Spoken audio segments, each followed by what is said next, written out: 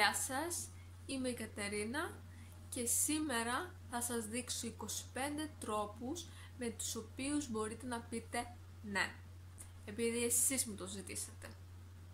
Ξεκινάμε λοιπόν. Ξεκινάμε με την πρώτη λέξη, την οποία γνωρίζετε όλοι σας. Είναι το ναι. Για παράδειγμα, σας ρωτάει ο φίλος σας αν θέλετε να πάτε βόλτα. Και εσείς του λέτε ναι, να πάμε. Μετά έχουμε τη λέξη εννοείται.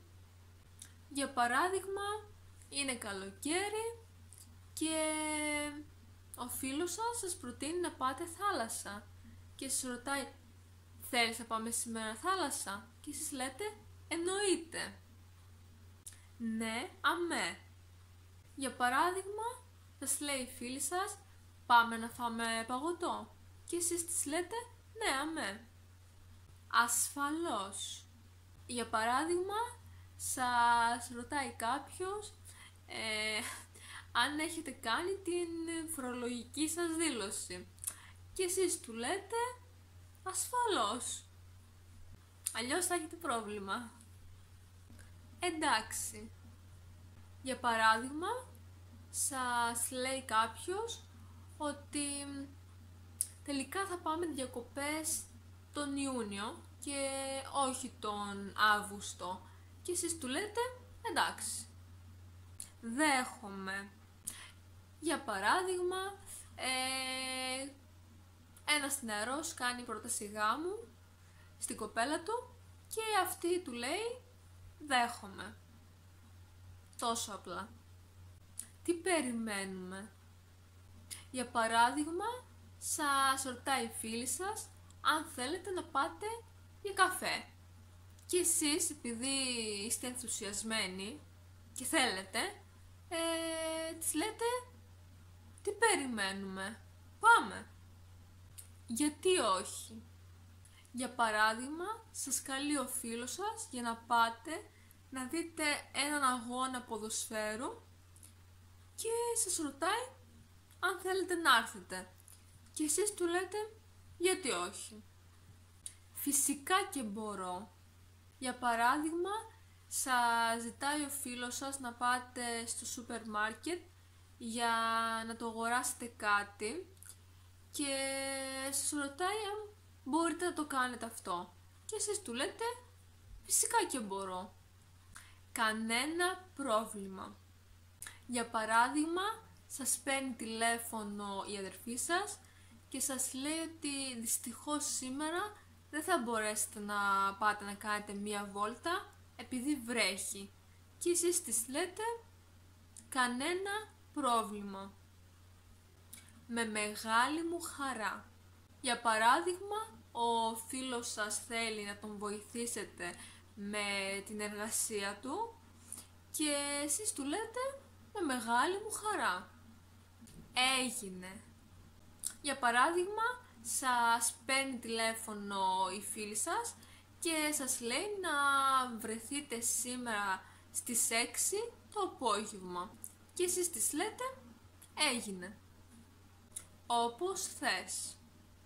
Είστε στο σπίτι του φίλου σας και βλέπετε τηλεόραση και ο φίλος σας θέλει να δει κάτι άλλο από αυτό που βλέπετε και σας λέει για παράδειγμα θα ήθελα να δω μια κομμωδία και εσείς του λέτε όπως θες.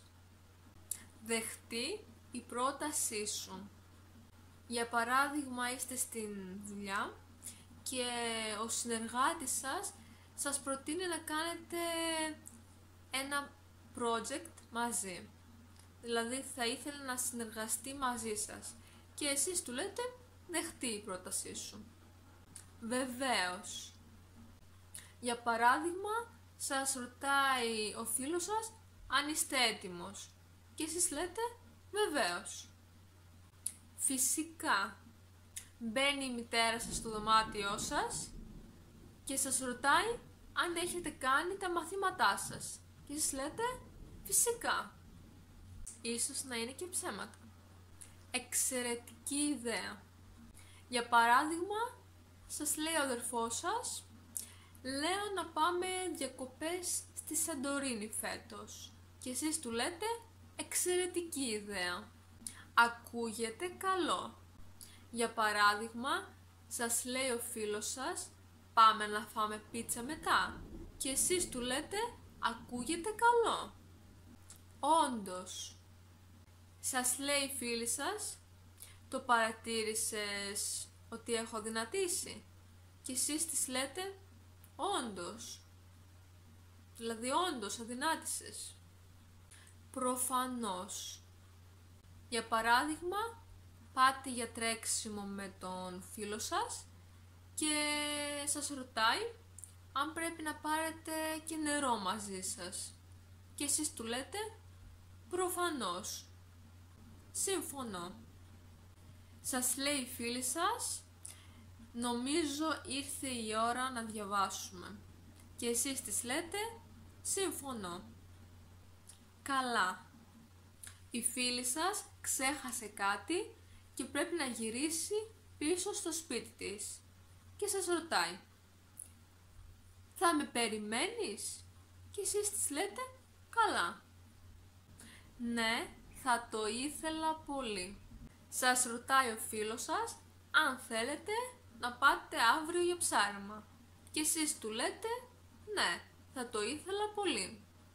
Φυσικά και να το κάνουμε. Σας λέει η φίλη σας ότι θα ήθελε να πάτε μαζί ένα μακρινό ταξίδι. Και σας ρωτάει αν ενδιαφέρεστε, αν θα το θέλατε. Και εσείς συμφωνείτε και λέτε, φυσικά και να το κάνουμε αυτό το ταξίδι. Όπως τα λες. Για παράδειγμα, σας λέει κάποιος τα προβλήματά του και εσείς συμφωνείτε με όλα αυτά και του λέτε όπως τα λες. Δηλαδή, είναι έτσι ακριβώς όπως τα λες. Ελπίζω να σας άρεσε το βίντεο. Μην ξεχάσετε να πατήσετε μου αρέσει στο βίντεο και να κάνετε εγγραφή στο κανάλι μου. Τα λέμε την επόμενη εβδομάδα. Γεια σας!